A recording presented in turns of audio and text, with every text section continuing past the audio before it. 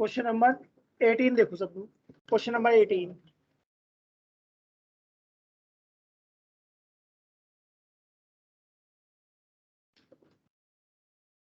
Question number 18।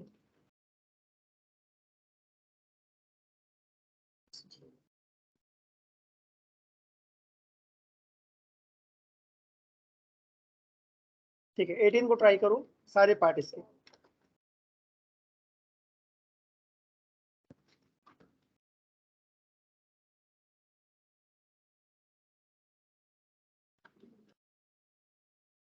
जल्दी से try करो, जल्दी से ट्राई करो। क्वेश्चन नंबर 18 फर्स्ट पार्ट पे वेरी इंपॉर्टेंट लगाना।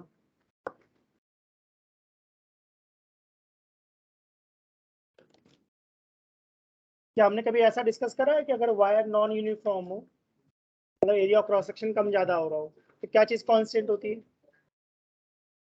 करंट डेंसिटी या करंट? करंट बताया मैंने ऐसा। अगर एक वायर है नॉन यूनिफॉर्म, समझ में आया मैं क्या बोलना चाह रहा हूँ? एरिया वेरिएबल है। अगर एरिया वेरिएबल है तो करंट वेरिएबल होगी या करंट कांस्टेंट रहेगी? करंट पक्का कांस्टेंट रहेगी। करंट डेंसिटी होती है करंट अपॉन एरिया। अगर एरिया बदल रहा है तो क्या करंट डेंसिटी चेंज होनी चाहिए? अब पढ़ो और आंसर बताओ। क्वेश्चन है a steady current flows in A metallic conductor of non uniform cross section, which of these quantities is constant? क्या कांस्टेंट है? तो करंट है, ठीक बात है ना। करंट डेंसिटी नहीं होगी। इलेक्ट्रिक फील्ड बताओ भाई। नहीं होगी, कैसे बचाना? वो तो इलेक्ट्रोस्टैट होता है, ये तो करंट है। इक्वल टू रो जे बताया मैंने कुछ ऐसा। तो क्या करंट डेंसिटी वेरिएबल है? हमारे डायग्राम में आगे जाने पे एरिया कम हो रहा है क्या? करंट डेंसिटी था आई अपॉन ए। अगर एरिया कम हो रहा है तो करंट डेंसिटी क्या हो रही है? इंक्रीज। तो इलेक्ट्रिक फील्ड भी क्या हो जाएगी? इंक्रीज। डायरेक्टली प्रोपोर्शनल है, राइट। ठीक है, तो इलेक्ट्रिक फील्ड भी वेरिएबल है। ड्रिफ्ट स्पीड, एरिया कम हो रहा है क्या तो वेलोसिटी ज्यादा होगी। ड्रिफ्ट स्पीड हमने पढ़ा था, जितना एरिया कम होगा स्पीड उतनी ज्यादा होगी। अगर ये पॉइंट क्लियर हो तो आगे बढ़े। सबको फर्स्ट है ना। नॉन यूनिफॉर्म एरिया में करंट मैंने बोला कांस्टेंट होगी, करंट डेंसिटी वेरिएबल। जो करंट डेंसिटी पे इफेक्ट होगा सिमिलर इफेक्ट इलेक्ट्रिक फील्ड पे होगा। और ड्रिफ्ट स्पीड एरिया के इनवर्स रिलेशन में होता है। एरिया कम मतलब ड्रिफ्ट स्पीड ज्यादा।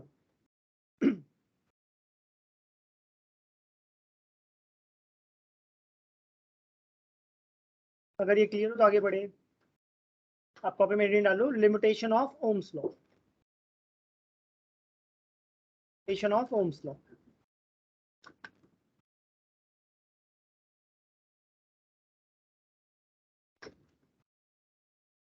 तुम लोग स्कूल में कलर कोड पढ़ाए हैं कुछ? Colour code? हाँ मतलब सिलेबस में नहीं, बट का एक बार पूछ लो, अगर पढ़ाया है तो बता दूंगा उसको भी। ठीक है, लिमिटेशन ऑफ ओम्स लॉ पे 3 मार्क्स लिखो।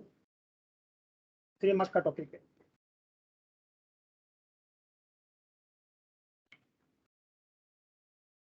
तो लिमिटेशन का मतलब मैं क्या बोलना चाह रहा हूँ, जो ओम्स लॉ को फॉलो करेंगे या नहीं करेंगे? Sorry, ठीक है ना। Limitations of Ohm's law. तो फर्स्ट लिमिटेशन जो मुझे पता है, V ceases proportional to I। इसका क्या मतलब है कि अगर हम VI ग्राफ ड्रॉ करेंगे तो क्या ग्राफ वो स्ट्रेट लाइन बनना चाहिए, है ना। तो क्या एक सर्टेन लेवल तक O से लेकर A तक ग्राफ स्ट्रेट लाइन है? तो यानी O to A Ohm's law को फॉलो कर रहा है, but A to B Ohm's law को फॉलो नहीं कर रहा। ये अब ग्राफ स्ट्रेट लाइन नहीं है। डॉटेड का मतलब एक्सपेक्टेड ग्राफ था स्ट्रेट लाइन में, बट एक्सपेरिमेंटली देखा गया graph O to A straight line है, after A it is curved and it is not following path AC, it is following path AB। ठीक है, मेहनत करो बेटा, फर्स्ट टाइम में हमें फुल लेके आने हैं। फर्स्ट टाइम में अभी का टाइम है मेहनत का, 2 मंथ्स मेहनत करो आ जाएंगे। एग्जाम में कोई ऐसा क्वेश्चन है जो नहीं पढ़ाया तब तो बोलो कि सर पेपर मुश्किल था या नहीं कर पाए, बट जो कराया हुआ क्वेश्चन आ रहा है वो तो होना चाहिए। और मैक्सिमम पेपर तो कराया हुआ ही आता है, मैक्सिमम पेपर कराया हुआ आता है। अगर फर्स्ट नोट हो गया तो आगे बढ़े। ठीक है, मैंने बोला वोल्टेज और करंट का ग्राफ कैसा बनना चाहिए। ओम्स लॉ कहता है V is proportional to I। इसका मतलब VI ग्राफ स्ट्रेट लाइन होना चाहिए। तो स्ट्रेट लाइन है from O to A। Expected था कि अगर मैं A से देखूंगा तो A टू C जाना चाहिए था, ग्राफ जाना चाहिए था डॉटेड लाइन वाला expected graph, but actual graph कहाँ पे जा रहा है, A टू B। तो डिविएट कर गया क्या। डॉटेड मतलब समझ पा रहे हो मैं क्या बोलना चाह रहा हूँ, एक्सपेक्टेड ग्राफ ऐसा होना चाहिए था। और A टू B कौन सा हमारा एक्चुअल ग्राफ। इसका मतलब V और I का जो प्रोपोर्शनैलिटी है वो एक सर्टेन लेवल तक चलता है, उसके बाद फिर फेल हो गया।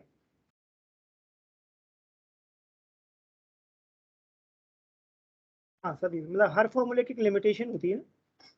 एक बहुत इंपॉर्टेंट बात है कि भाई फॉर्मूला कहाँ अप्लीकेबल और कहाँ अप्लीकेबल नहीं है, दोनों बातें पता होनी चाहिए ना, हर फॉर्मूले की लिमिटेशन। अगर ये क्लियर हो तो आगे बढ़े। सेकंड देखो, तुम लोग डायोड को समझते हो, डायोड।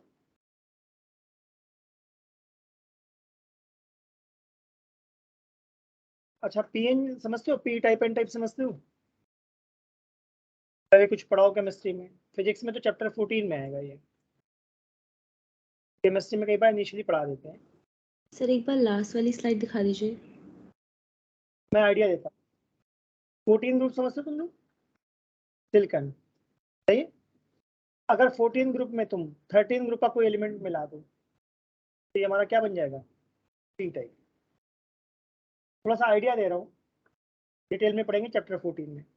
अगर मैं 15 ग्रुप को मिला दूं तो इसको हम क्या बोलेंगे, एन टाइप। वैसे थोड़ा ट्रिक है याद करने की, पी का मतलब क्या याद कर लेते हैं, प्रीवियस ग्रुप। अगर प्रीवियस ग्रुप मिलाओगे तो 13 बन जाएगा, नेक्स्ट ग्रुप मिलाओगे तो एन टाइप। नोटिस करा सबने मैंने क्या बोला, 14 का नेक्स्ट ग्रुप क्या होगा, 15। मिलाना किस में, 14 में। अगर 14 में थोड़ा सा 15 डाल दोगे तो उसको हम लोग क्या बोलते हैं, एन टाइप। इससे फायदा क्या होता है, कंडक्टिविटी बहुत इंक्रीज हो जाती है, मतलब ज्यादा करंट फ्लो हो पाती है। अगर 13 ग्रुप मिलाओगे तब क्या होगा, पी टाइप। ठीक है, मैंने बोला इसकी डिटेलिंग हम लोग कहाँ पढ़ेंगे, चैप्टर 14 में। अभी हल्का सा आइडिया दे दिया कि भाई डायोड का मतलब क्या है, पी एन जंक्शन, मतलब एक पी है और एक कौन है, एन।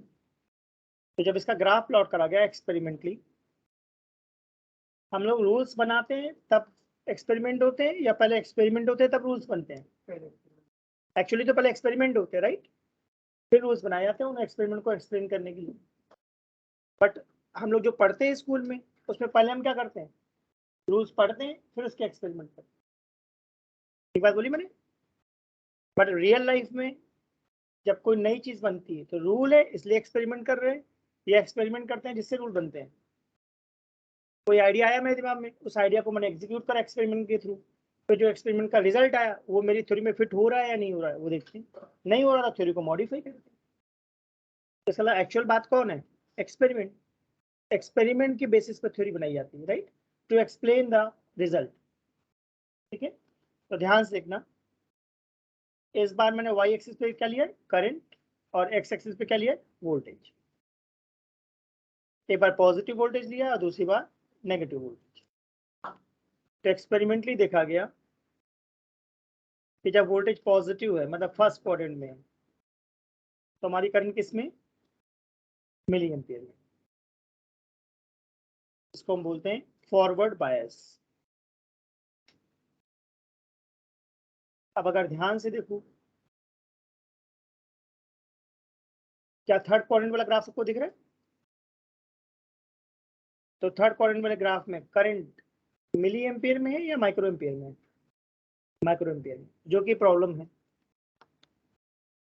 क्या प्रॉब्लम है, अगर मैंने प्लस एग्जांपल समझते हैं, अगर मैंने +10 वोल्ट लगाया और तुम करो करंट 10 मिली एम्पियर है, ठीक है, इस बार मैं -10 वोल्ट लगाना चाहता हूँ, तो एक्सपेक्टेड रिजल्ट क्या था कि करंट -10 मिली एम्पियर हो जानी चाहिए, मतलब करंट का मैग्नीट्यूड सेम रहना चाहिए और डायरेक्शन स्विच हो जानी चाहिए। पर एक्सपेरिमेंटली देखा गया डायोड ओम्स लॉ को फॉलो नहीं करते। इसका मतलब पॉजिटिव वोल्टेज के लिए करंट मिली एम्पियर में चल रहा है, पर जैसे तुम वोल्टेज नेगेटिव करोगे, एक्सपेक्टेड था कि करंट किसमें होनी चाहिए, मिली एम्पियर में, बट एक्सपेरिमेंटली जो रिजल्ट आया वो माइक्रो एम्पियर में है। इसका मतलब डायोड में जो करंट है क्या वो वोल्टेज के साइन पर डिपेंड करता है? सही, यही हमारा सेकंड लिमिटेशन। सेकंड लिमिटेशन में लिखो current depend on sign of V, यानी वोल्टेज के साइन से करंट का मैग्नीट्यूड चेंज हो जा रहा है।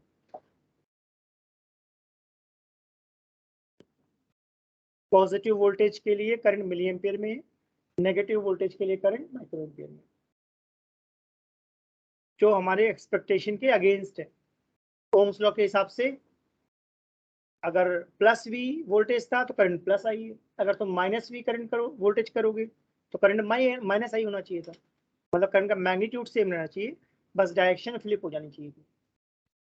बट यहाँ पर करंट मिली की बजाय किसमें आ गई, माइक्रो में। इसका मतलब डायोड ओम्स लॉ को फॉलो नहीं करेगा।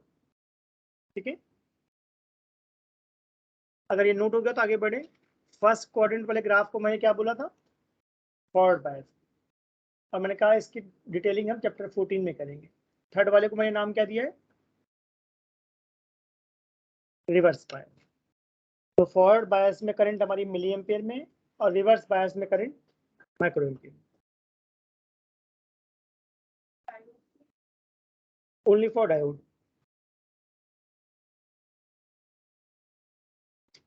अगर ये क्लियर हो तो आगे बढ़े। थर्ड देखो, for gallium arsenide, for gallium arsenide relation between voltage and current are not unique. चलो यूनिक समझते हो ना, पूरे वर्ड में सिंगल। जैसे मोबाइल नंबर हमारा होता है, तो क्या दो मोबाइल में सेम मोबाइल नंबर हो सकता है? हो सकता है, नहीं हो सकता? नहीं हो सकता भाई, दो लोगों का मोबाइल नंबर सेम नहीं हो सकता ना, अगर दो मोबाइल है तब। इसका मतलब मोबाइल नंबर हमेशा कैसा होगा, यूनिक। कार का नंबर, दो कार का नंबर सेम हो सकता है? मतलब फ्रॉड से करना चाहो तो अलग बात है कि नकली नंबर प्लेट लगा ली तुमने, पर अगर जेन्युइनली पूछा जाए तो अगर एक नंबर प्लेट है मेरे पास तो उसकी एक ही कार हो सकती है, उस नंबर की दो कार नहीं हो सकती। नेम यूनिक हो सकता है या नहीं? नेम तो रिपीट होते हैं, कॉमन नेम होते हैं, नहीं होते क्लास में, कई बच्चों के नेम सेम होते हैं, तो नेम यूनिक नहीं है। इसका मतलब कई लोगों का नाम सेम हो सकता है, बट दो लोगों का मोबाइल नंबर सेम नहीं होगा। अगर दो अलग अलग मोबाइल है तो दोनों पे अलग अलग सिम कार्ड होगा, मतलब दोनों सिम। समझ में आया मैंने क्या बात बोली ना, मोबाइल नंबर कभी भी सेम नहीं हो सकता किसी भी कंपनी का। वैसे मैंने बोला कि कार का जो नंबर होता है वो भी कभी भी सेम नहीं हो सकता।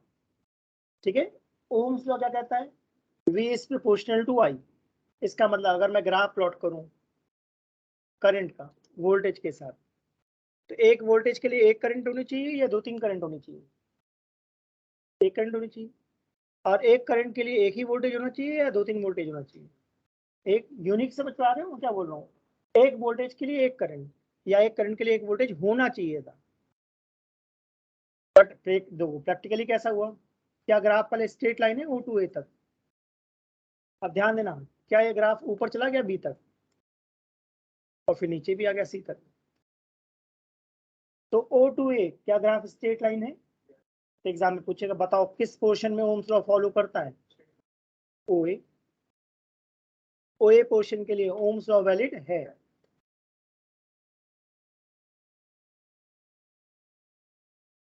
ठीक है, अब A to B straight line है या कर्व हो गया, तो इसको मैं क्या बोलूंगा, नॉन ओमिक। नॉन ओमिक के अंदर समझ पा रहे हो क्या बोल रहा हूँ, ओम्स लॉ को फॉलो नहीं कर रहा। ठीक है, B to C में क्या स्ट्रेंज बात है, कोई बता सकता है? कुछ अनयूजुअल है,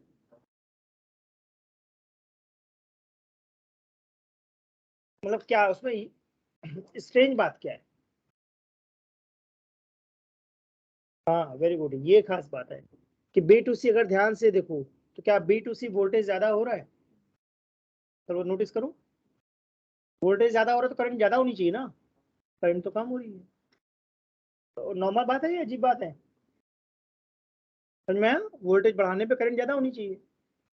भाई हमारे घरों में 220 वोल्ट आता है, अब अगर मेरे घर में 330 वोल्ट आ गया तो जो बल्ब की ब्राइटनेस है वो नॉर्मल रहेगी या ज्यादा हो जाएगी? इसका मतलब वोल्टेज बढ़ाने पे करंट बढ़ जाना चाहिए। बट यहाँ पे क्या हो रहा है, B2C वोल्टेज ज्यादा कर रहा हूँ बट करंट कम होती जा रही है। इसका मतलब इस क्वेश्चन में क्या खास बात है, ये पूछेगा एग्जाम में, नेगेटिव रेजिस्टेंस। नोटिस करा सबने? एग्जाम में ग्राफ में पूछेगा बताओ भाई किस पोर्शन में रेजिस्टेंस नेगेटिव है, तो क्या आंसर लिखूंगा? B2C। सही है। किस पोर्शन में ओम्स लॉ वैलिड है? O2A। स्ट्रेट लाइन में ओम्स लॉ वैलिड है। नेगेटिव रेजिस्टेंस का मतलब है वोल्टेज ज्यादा करने पर करंट कम हो गई। आई होप इतना क्लियर हुआ। अब देखो मैं कुछ और भी बताना चाह रहा हूँ।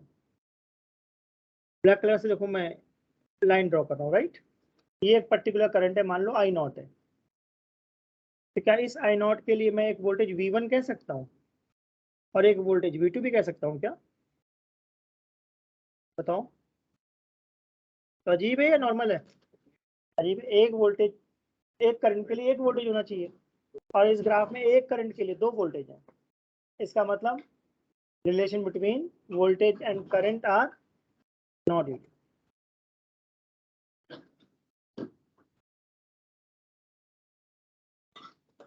मतलब एक करंट के लिए 2 3 4 वोल्टेज होते हैं।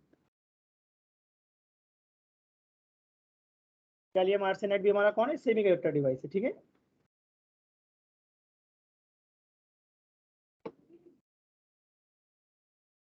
हाँ कंपाउंड है, GaAs। इसका मतलब जनरली मैं ये कहना चाह रहा हूँ सेमीकंडक्टर ओम्स लॉ को फॉलो करेंगे या नहीं करेंगे? नहीं करेंगे। और मेटल नॉर्मली करते हैं एक सर्टेन लेवल तक, एक सर्टेन लिमिट तक मेटल्स ओम्स लॉ को फॉलो करेंगे, उसके बाद वो भी नहीं करते।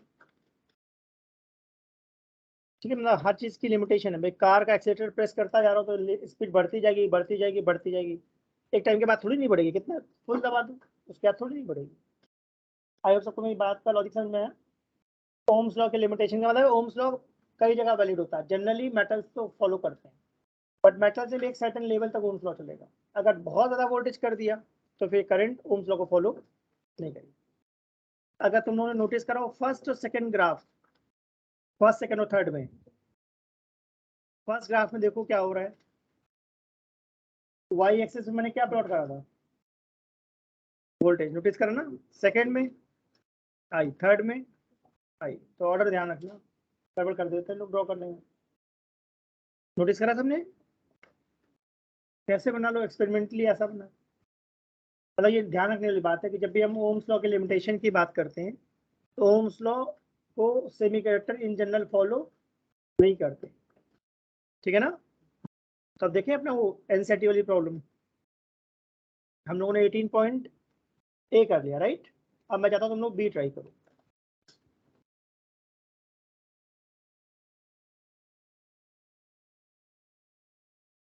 इज ओम्स लॉ, थोड़ा मैं जूम इन कर देता हूँ, is Ohm's law universally applicable to all conducting elements? If not give example. बताओ भाई ओम्स लॉ सब जगह चलता है नहीं चलता? नहीं चलता, कहाँ नहीं चलता? हाँ मतलब डायोड लिखूंगा मैं, semiconductor is right answer, general answer. क्या मैंने पर्टिकुलर लिख दिया, diode and GaAs, gallium arsenide. मतलब क्वेश्चन में पूछा कि क्या हर कोई ओम्स लॉ को फॉलो करता है, तो हमने कहा नहीं करता। कह रहा नहीं करता तो एग्जांपल दूं, तो इसका मतलब कुछ पार्ट में करता हुआ कुछ में नहीं करता हुआ, तो कोई भी एक पार्ट में नहीं करता तो नहीं करता, ठीक बात है ना? जैसे हम किसी चीज को फॉल्स करना चाहते हैं तो कोई एक एग्जांपल भी अगर उसको फॉल्स कर देगा तो वो स्टेटमेंट फॉल्स है ना, ठीक बात है ना? 99 स्टेटमेंट में तुम्हारी बात सही है बट अगर एक भी कोई ऐसा स्टेटमेंट है तो उस रूल को फेल कर रहा है तो फिजिक्स में एक्सेप्शन तो नहीं आता ना, तो उसको हम कह देंगे फेल हो गया। ठीक है, ठीक है। उसके बाद की नोट हो गया तो आगे बढ़े। या हम लोगों ने बैटरी में कुछ ऐसा पढ़ा है, E is equal to I R plus R, सबको याद है? तो करंट की वैल्यू क्या है? सबको याद है फॉर्मूला? ठीक है, तो मैं चाहता हूँ तुम लोग को क्वेश्चन ट्राई करो, थर्ड ट्राई करो।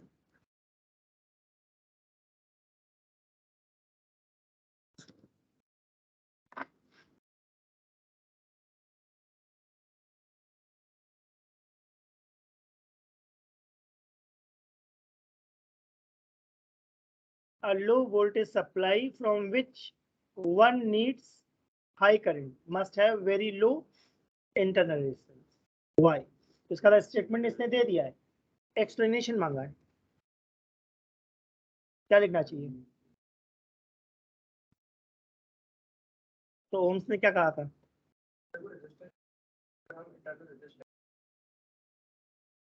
वोल्टेज सप्लाई में ये लगता है सीधा फॉर्मूला लिखना चाहिए, I इज इक्वल टू क्या होता है? I equal to E upon R plus R होता है, सबको पता है। अब हम चाहते हैं कि हमारा I ज्यादा हो या कम हो। अब देखो, अगर करंट ज्यादा चाहते हो तो इंटरनल रेजिस्टेंस क्या होना चाहिए? सिंपल, इनवर्स रिलेशन है या नहीं है? अगर मैं रेजिस्टेंस को कम करता जा रहा हूँ तो डेफिनेटली करंट क्या होगी? ज्यादा। अगर रेजिस्टेंस ज्यादा कर रहा हूँ इंटरनल रेजिस्टेंस, तो करंट क्या होगी? कम। इसका मैंने एग्जांपल दिया था, जब हम नया सेल लेकर के आते हैं तो नया सेल का इंटरनल रेजिस्टेंस कम होता है या ज्यादा होता है? बहुत कम होता है, तो काफी बढ़िया से काम करता है। आफ्टर 3-4 मंथ मैंने वॉच पे लगा दिया, एग्जाम्पल दिया था मैंने, कि 4-5 मंथ्स के बाद क्या होता है? वो सेल काम करता है या वीक पड़ जाता है? तो हमारी वॉचेस स्लो हो जाती है, होता है कई बार ऐसा, घर में वॉच स्लो हो जाती है, इसका मतलब हम समझ जाते हैं कि सेल क्या हो गया, वीक पड़ गया, हटाओ। इसका मतलब विद टाइम इंटरनल रेजिस्टेंस क्या हो जाता है? बढ़ जाता है, जिससे करंट कम आने लगती है। जब करंट कम आती है तो जो मशीन होती है वॉच की, उसको कम एनर्जी मिलती है, तो हैंड को उतनी पावर नहीं दे पाती, तो हैंड स्लो हो जाती है। मैंने, हाँ कर सकते हैं। क्वेश्चन क्या था बेटा? क्वेश्चन देखो, मैं जब भी आंसर बोलता हूँ क्वेश्चन के सेंस में, क्वेश्चन हमारा क्या था? A low voltage supply from which one needs high current must have low internal resistance।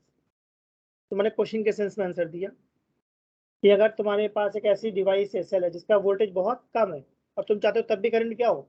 ज्यादा, तो हम कोशिश करेंगे कि इंटरनल रेजिस्टेंस कम हो या ज्यादा हो? कम।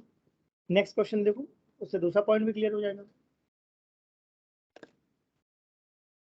A high tension supply of say 6 kilovolt, 6000 volt कम है, बहुत ज्यादा है, बहुत ज्यादा, ठीक कह रहा हूँ, must have very large internal resistance।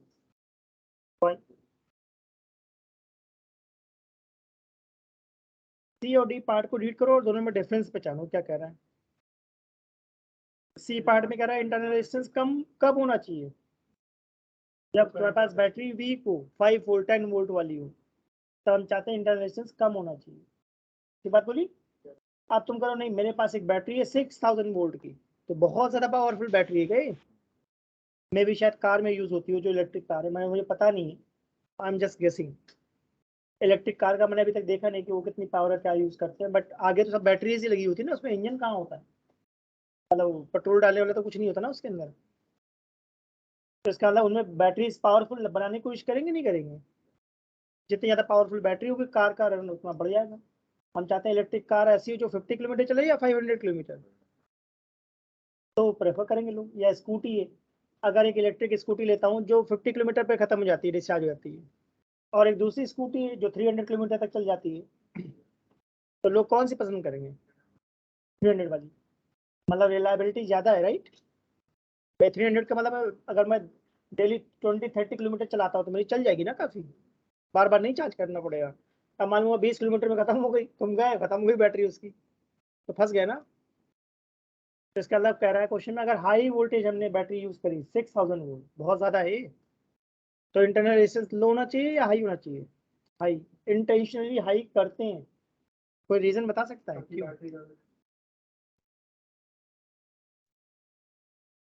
सबसे पहली बात, आई का फॉर्मूला समझ में आ रहा है?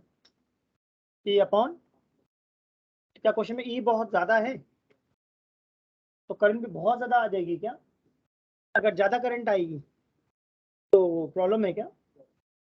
हम करंट मॉडरेट चाहते हैं, ना बहुत कम करंट चाहिए ना बहुत ज़्यादा। अगर बहुत पावरफुल बैटरी तुमने यूज़ करी और करंट मुझे कैसे चाहिए? मॉडरेट, ना बहुत ज़्यादा ना बहुत कम, तो क्या करूँ? इंटरनेशनल क्या कर दूँ? इलेक्ट्रिक कार है, ज़्यादा करंट, बट वो जो ज़्यादा करंट तुम डिफाइन कर रहे हो कितनी होगी? 10 एम्पियर, 15 एम्पियर, 20 एम्पियर, इससे तो 200 एम्पियर आ जाएगी, उड़ जाएगा इंजन मतलब पूरा। सोचो, हमारे घरों में 220 वोल्ट आता है क्या? तुमने कहा आज से मैं 2000 वोल्ट मंगा रहा हूँ, तो अगर 2000 वोल्ट घर पे आ गया तो गुड़ है गड़बड़ है? सब उड़ जाएगा सारा। एमसीबी वगैरह काम कर रही होगी तो बच जाएगा, एमसीबी ट्रिप हो जाएगी। बट अगर एमसीबी गड़बड़ है तो जितनी भी डिवाइस उस टाइम ऑन होंगी सब खराब हो जाएंगी। तो इस सर्किट को एक पर्टिकुलर अमाउंट ऑफ करंट चाहिए। जैसे मोबाइल की बैटरी है, मोबाइल की बैटरी कितने वोल्ट की होती है इन जनरल? 5 वोल्ट 10 वोल्ट मान लेते हैं, सही सही ना? तो जो चार्जर होता है, चार्जर को हम लोग घरों में लगाते हैं कितने वोल्ट पे? 220 वोल्ट। घर पे तो 220 वोल्ट आता है। तो चार्जर का मेन काम क्या है? उस 220 वोल्ट को 5 वोल्ट बना के डालू या 10 वोल्ट बना के डालू। ये बात बोली। अब तुम एक चार्जर लेकर के आए, उस चार्जर ने क्या करा? 220 वोल्ट को 1000 वोल्ट बना दिया। अगर वो 220 को 220 भी भेजेगा तब भी प्रॉब्लम है क्या? बैटरी को नहीं चाहिए भाई उतना, बैटरी को 10 वोल्ट चाहिए, तुमने 220 भेज दिए। तुमने कहा नहीं मैं तो एक नया चार्जर लाऊंगा 1000 वोल्ट वाला, तो क्या होगा? ब्लास्ट हो जाएगा या स्पार्क हो जाएगा, आग लग जाएगी। सही बात है। तो एक मॉडरेट करंट चाहिए होता है सर्किट के हिसाब से कि भाई कितना हैवी सर्किट यूज करते हैं हम लोग। तो हमारे क्वेश्चन में एग्जांपल जो लिया था 6000 वोल्ट, जो कि बहुत ज्यादा वोल्टेज है क्या? सही बात बोली। 60-70 वोल्ट ओके, कोई दिक्कत नहीं है। बट अगर 6000 वोल्ट बोल रहे हो तो बहुत ज्यादा वोल्टेज है, फाइटल है, मतलब अगर किसी को शॉक लगेगा तो डेंजरस है। ठीक है।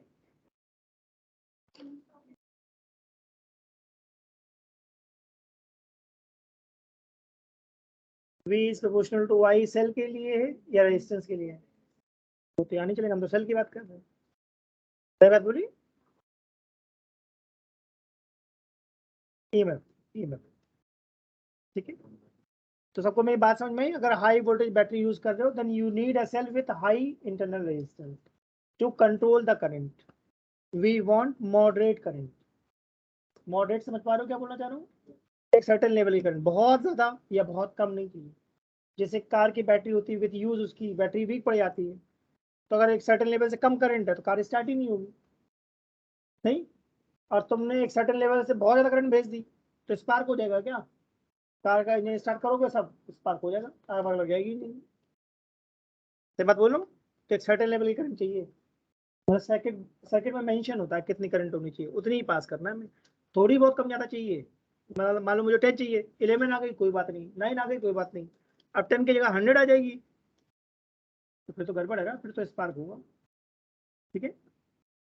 आई होप सबको 18 के सारे पार्ट क्लियर हो गए। जितनी की जरूरत, तो थोड़ा बहुत कम ज्यादा चलता है, 5% ऊपर नीचे। अब तुम अगर 200% ऊपर नीचे कर दोगे फिर तो गड़बड़ है ना।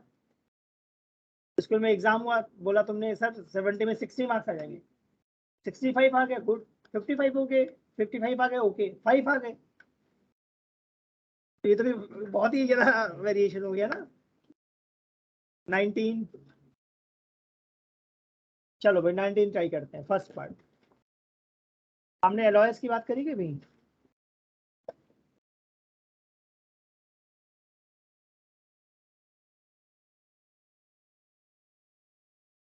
करो जल्दी से करो भाई 18 वाला पार्ट।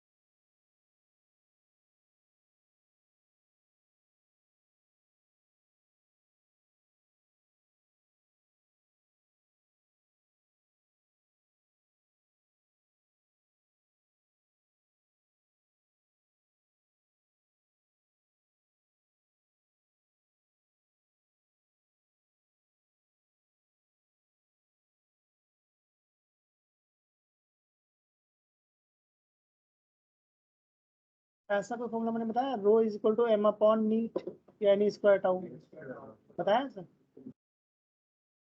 ठीक है, फिर ऐसा कोई फॉर्मूला बताया, rho T equal to rho naught 1 plus alpha delta T, बताए? या R T equal to R not 1 plus alpha delta T. इस पे काफी क्वेश्चन दिए हैं बुक में, सॉल्व करो। आर टी का मतलब क्या है? रेजिस्टेंस है 3 डिग्री सेल्सियस। आर नॉट का मतलब कुछ भी एक ही बात है। आर नॉट का मतलब रेजिस्टेंस है 0 डिग्री सेल्सियस, नॉर्मली हम यहाँ डिग्री में लेते हैं। अल्फा का नाम क्या है? Temperature coefficient of resistance.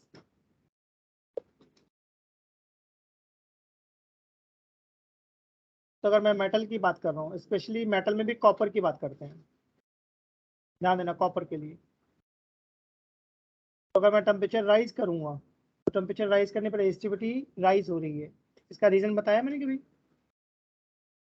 Check करो, मैंने बताया। टेम्परेचर राइज करोगे तो इलेक्ट्रॉन रैपिडली मूव करेंगे, रैपिडली मूव करेंगे तो मोर फ्रिक्वेंट कोलिजन होगा। अगर कोलिजन जल्दी जल्दी हो रहा है तो टाउ कम हो जाएगा, टाउ कम होगा तो रो बढ़ जाएगा। मेटल में N number density almost constant रहती है। चेक करो, इसे बता रखा है मैंने, है ना? देख लो भाई एक बार। फिर मैंने देखो सेमीकंडक्टर का बताया इस graph, non metal and semiconductor.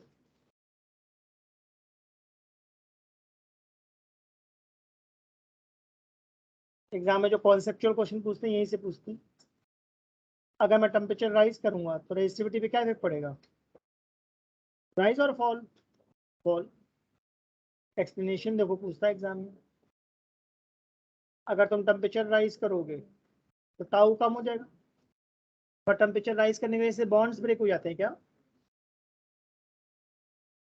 बढ़ जाएगा। तो बॉन्ड ब्रेक होने की वजह से एन बढ़ जाएगा, थोड़ा सा या बहुत ज्यादा? एन बहुत ज्यादा बढ़ गया। तो डोमिनेटिंग इफेक्ट टाउ का है या एन का है?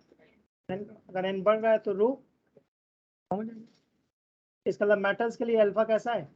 सॉरी, सेमीकंडक्टर के लिए अल्फा नेगेटिव। नेगेटिव का मतलब मैं क्या बोलना चाह रहा हूँ? हाँ, टेम्परेचर राइज करोगे तो रेजिस्टेंस या रेजिस्टिविटी कम हो जाएगी।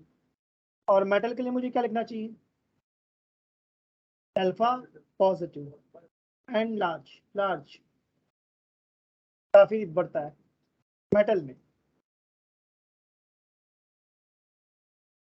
Alpha positive and large metal के लिए। सेमीकंडक्टर के लिए मैंने बोला, या इंसुलेटर के लिए अल्फा कैसा है? नेगेटिव। स्पेशली इसमें एग्जाम में किसके लिए पूछेगा? ये तो कार्बन के लिए कहेगा, और सिलिकॉन के लिए, और जर्मेनियम। नेम ध्यान रखना। हाँ,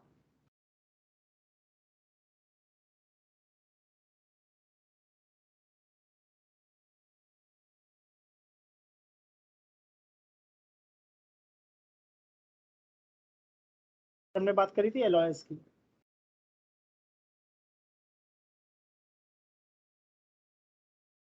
लास्ट क्लास में मैंने डिस्कस कराया था, क्या तो मुझे बता रखा है मैंने।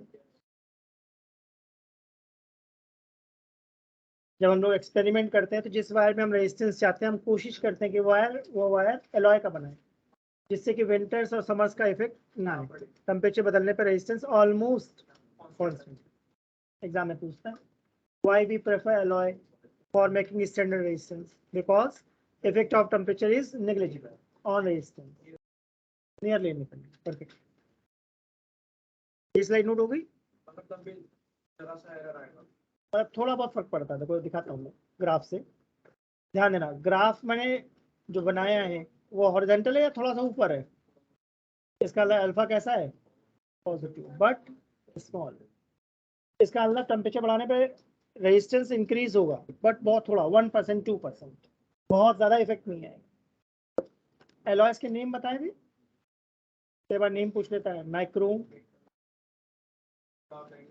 बढ़िया, यूरेका, मैग्नीज, कॉन्स्टेंटाइन। ठीक है ना?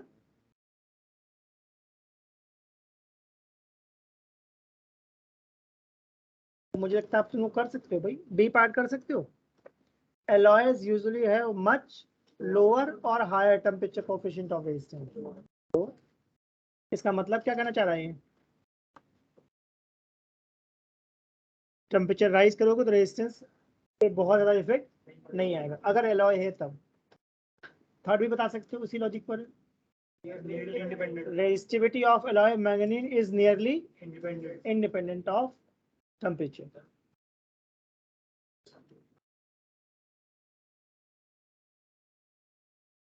वाला ग्राफ जल्दी सुनो।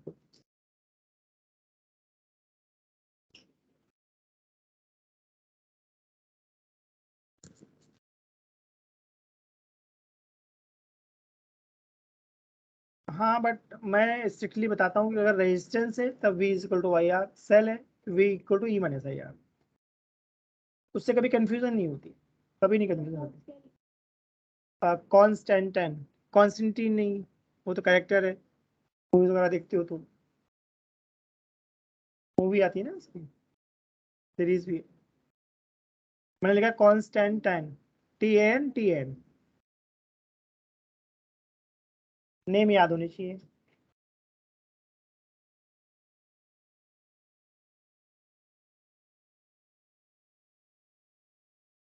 हो गया। तो हमारा क्वेश्चन क्या था देखो, fourth question, the resistivity of typical insulator is greater than that of metal. Insulator की रेजिस्टिविटी बहुत ज्यादा होती है क्या, और मेटल की बहुत कम। तो रेशियो 10⁻22 लग रहा है या 10⁻3 लग रहा है? 22। इनके सबके आंसर मैच करते जाना बुक से। अच्छा तो 23 रखा है, फिर तो फंस जाओगे।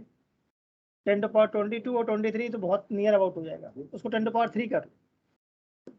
मेरे हिसाब से आंसर 10⁻22 होना चाहिए। बुक में देखो क्या दिया है। अगर 10⁻22 और 10⁻23 आ गया तब फंस जाओगे। तो फिर यहाँ से याद रखना है कि इंसुलेटर का रेजिस्टेंस मेटल से काफी ज्यादा होता है। 10⁻22 2 से शायद याद रह जाए, सेम डिजिट है। अगर 22 और 23 आया तो फिर प्रॉब्लम हो जाएगी, मतलब मुझे भी नहीं याद रहता कि 22 है या 23 है। एक्सपेरिमेंटल फैक्ट है। आगे बढ़े, चलो भाई 20 का देखो फर्स्ट पार्ट। मैक्सिमम रेजिस्टेंस के लिए क्या करेंगे, सीरीज में लगाएंगे, परफेक्ट। और मिनिमम के लिए कैसा लगाएंगे, सबके क्लियर है ना दिमाग में। मैक्सिमम का मतलब मुझे सीरीज समझ में आता है, और मिनिमम का मतलब पैरेलल। एक सिंपल सा एग्जांपल देता हूँ, सुनना ध्यान से। अगर 10 और 10 को मैंने लगा दिया सीरीज में तो रिजल्टेंट कितना जाएगा, 20, मतलब मैक्सिमम हो जाएगा। इंडिविजुअल से भी ग्रेटेस्ट होगा, राइट। अगर 10 और 10 को पैरेलल में लगा दिया था तो 5 हो जाएगा। इसका मतलब इंडिविजुअल से भी कम हो जाएगा। ये बात सबको समझ में आती है। अगर R1 और R2 को सीरीज में लगाओगे तो जो आंसर आएगा वो R1 से भी बड़ा होगा और R2 से भी बड़ा होगा। अगर पैरेलल में लगाओगे R1 और R2 को तो जो आंसर आएगा वो R1 से भी छोटा होगा एंड R2 से भी छोटा होगा। ठीक बात बोली। चलो सेकंड क्वेश्चन देखते हैं। इसका कोई तरीका है या हिट एंड ट्रायल लगाना पड़ेगा, बताओ भी। देखो, given the resistance 1 ohm 2 ohm and 3 ohm, ये इंटरेस्टिंग क्वेश्चन है मेरे हिसाब से। How will you combine them to give an equivalent resistance of 1 2 और 3 का मैक्सिमम कितना होगा। ये तो सीरीज वाला हो गया, सबसे आसान था 6, राइट। अगर पैरेलल में करोगे तो क्या आएगा,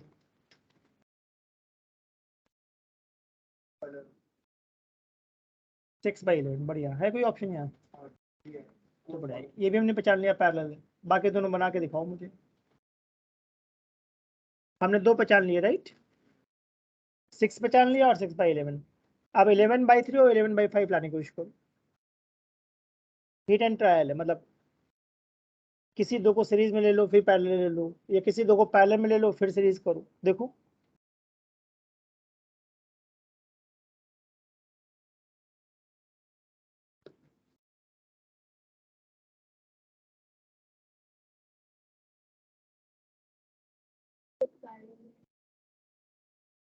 करके देखते क्या आता है। तुमने लिया 1 और 2 को पैरेलल में, राइट, और उसके साथ लिया है 3 को सीरीज में, तो इससे क्या आया तुम्हारा,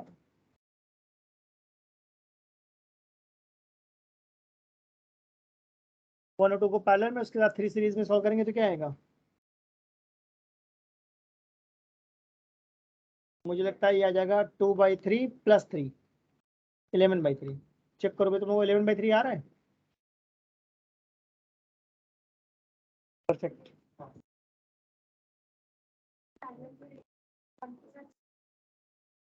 करके देखते हैं। 2 और 3 तुमने कैसा बोला? पैरेलल। और उसके साथ ठीक, कर लो भाई सब लोग, एग्जाम में कुछ भी आ जाता है। 11/5 आ रहा है, परफेक्ट है। तो मैंने कहा ऐसा कोई पर्टिकुलर तरीका है या हिट एंड ट्रायल है? हिट एंड ट्रायल है, किसी दो को पैरेलल में ले लो फिर सीरीज में ले लो। ऐसा भी हो सकता था क्या कि कोई दो सीरीज में फिर पैरेलल में थर्ड के साथ? और भी पॉसिबिलिटीज हैं या नहीं है? मैं ऐसा भी तो ले सकता था 1 और 2 सीरीज में उसके साथ 3 पैरेलल। मतलब काफी सारे केस बन सकते हैं एग्जाम में। जरूरी तो नहीं यही आए सेम आ जाए, कुछ भी आ सकता है। ठीक बात बोली। और पॉसिबिलिटी बना के देखो, बना पा रहे हो? और क्या क्या पॉसिबिलिटी है, और क्या बनेगा? एक बार 1 2 को पैरेलल में लिया था, एक बार 2 3 को पैरेलल में लिया था, तो एक बार तो मेरा आइडिया आ रहा है दिमाग में 1 3 को पैरेलल में लूं, उसके साथ 2 को सीरीज में।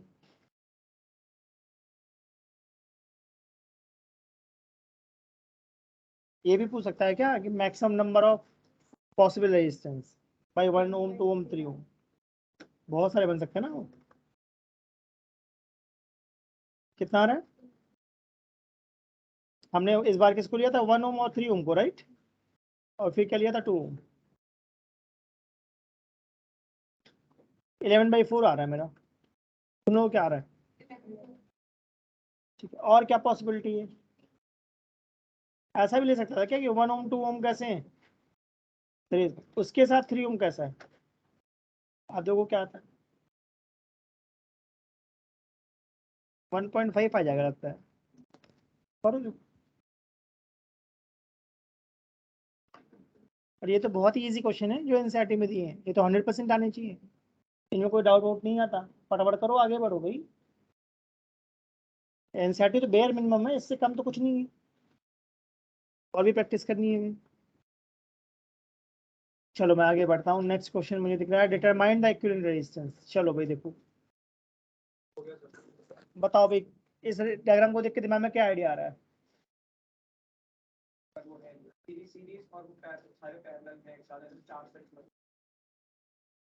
बताओ भाई, और लोग बताओ।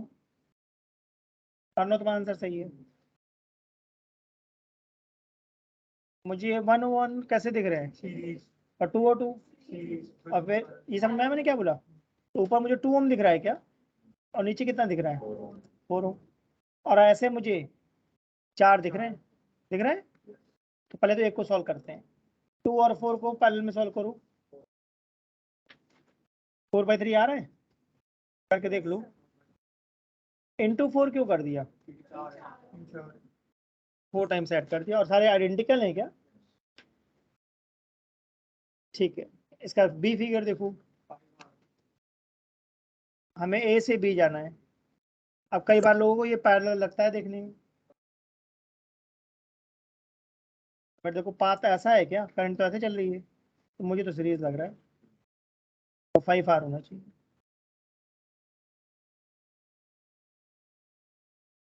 ठीक है, अगर ये क्लियर हो तो आगे बढ़े।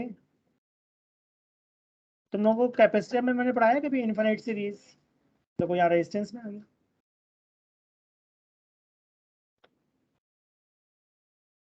ठीक है, इसको ट्राई करना घर पे, नहीं होगा तो मुझसे दोबारा पूछना। इसका आइडिया वैसे मैंने कैपेसिटर में दिया हुआ है ऑलरेडी, नहीं होगा तो अगली क्लास में डिस्कस करेंगे। सर अगर किसी क्वेश्चन में ये जो ऊपर वाला क्वेश्चन है, अगर हम इसका जो साइड वाला पॉइंट है सबसे ऊपर वाला लेफ्ट मोस्ट पॉइंट ऊपर में हम ए ले लें, उसके नीचे वाले पॉइंट को बी ले लें, और हमें करंट दे आई या इनफाइनाइट सीरीज है ये। नहीं सर, एक मिनट नहीं कर बोला ना इसने, ये अगर वो फाइनाइट पॉइंट पे ले, फाइनाइट हो तो अलग बात थी, अभी तो इनफाइनाइट हो, इनफाइनाइट की आप सोचो। मैं तो एक बात जानता हूँ बेटा, जब क्वेश्चन आता है तो मैं क्वेश्चन के हिसाब से सोचता हूँ, अपने हिसाब से नहीं। जो क्वेश्चन कर रहा है उसके हिसाब से सोचो। अपने हिसाब से नहीं सोचो, नहीं गड़बड़ हो जाएगा। पहले क्वेश्चन को सॉल्व कर लो, फिर और देखेंगे। पॉसिबिलिटी तो बहुत सारी बनती है, पर फिलहाल अभी जो क्वेश्चन कर रहा है सो करके देखो आंसर आता है या नहीं आता। जो हमारी बुक्स में क्वेश्चन दिए एटलीस्ट ये तो बहुत अच्छे से आने चाहिए सबको। तो मैं मॉड्यूल के भी क्वेश्चन दिखाता हूँ तुम लोगों को। मॉड्यूल से क्वेश्चन सॉल्व करो, इनसे बहुत फायदा मिलेगा।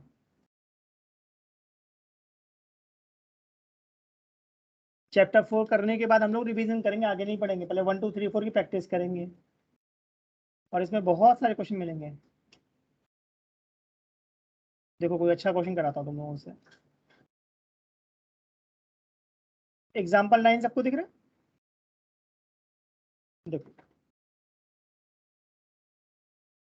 एग्जाम्पल 9 रीड करो, देखो क्या है। मैं सॉल्व करके दिखाता हूँ, तुम लोग रीड करो। A silver wire has resistance 2.1 ohm at 27.5। यानी ये रेजिस्टेंस है क्या, कितने डिग्री पर? 27.5। थोड़ा और जूम इन कर दूं, अब ठीक है। And 2.7 ohm at 100 degree Celsius. तो थोड़ी देर बाद रेजिस्टेंस 2.7 ओम हो गया जब तुमने टेम्परेचर कितना कर दिया है। इसका मतलब रेजिस्टेंस बढ़ रहा है क्या टेम्परेचर के साथ, जो कि लॉजिकल होना भी चाहिए मेटल के लिए ऐसा। Determine the temperature coefficient of resistivity. यहाँ टेम्परेचर कोफिशिएंट ऑफ रेजिस्टेंस होना चाहिए, राइट। ठीक है, अब देखो क्या हमने कोई ऐसा फॉर्मूला पढ़ा है, R T equal to R not 1 plus alpha delta T. ठीक है, ध्यान से देखना, इसको मैं थोड़ा सा मैनिपुलेट कर रहा हूँ। कैसे? ब्रैकेट ओपन कर दिया, तो क्या ऐसा कह सकता हूँ, R T equal to R nought plus R nought alpha delta T. Subtract हो सकता है ये ऐसा। तो R T minus R nought कितना आ गया, R nought alpha delta T. सही बात है। तो अल्फा का फॉर्मूला क्या बन गया, R T minus R nought upon R nought delta T. सही। तो जो आर टी है वो रेजिस्टेंस है टी डिग्री, और आर नॉट हमारा क्या है, इनिशियल रेजिस्टेंस। तो क्या आर टी मैं 2.7 डाल दूं, और इनिशियल रेजिस्टेंस मुझे कितना दिख रहा है 2.1 अपॉन इनिशियल रेजिस्टेंस है 2.1। डेल्टा टी कितना दिख रहा है मुझे 27.5 से 100 हो गया है, मतलब 72.5। सही बात है। अब सॉल्व कर लो आंसर बैठ।